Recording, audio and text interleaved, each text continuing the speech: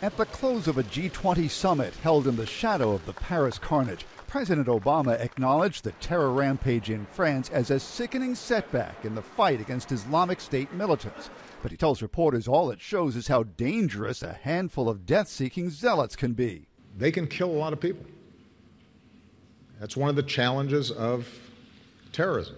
In short, no need for a major course change, despite what critics are saying. The strategy that we are pursuing is the right one. Those critics contend Obama's plan of airstrikes and relying on Arab ground forces to take on the militants is failing, and it's time to get tough. To which Obama replies, how exactly? Most of the time, when pressed, they describe things that we're already doing. And he says sending in a big ground force would mean U.S. occupation and certainly be a mistake. Indeed, as Obama met with European allies, the talk was about intensifying the airstrikes and boosting intelligence sharing and getting Arab partners to do more.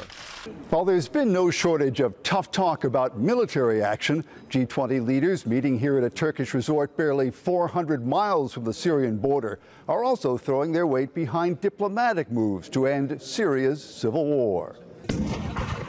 After all, it's chaos there that helped create the Islamic State group in the first place. Yet a ceasefire plan drafted in Vienna is still months from being ready, let alone halting the refugee torrent in Europe.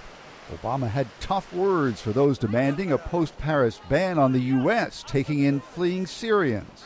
Slamming the door in their faces would be a betrayal of our values. In fact, he says all those critics have a political agenda of shoot first, aim later. He adds, I don't have time for that. Mark Smith, The Associated Press, Antalya, Turkey.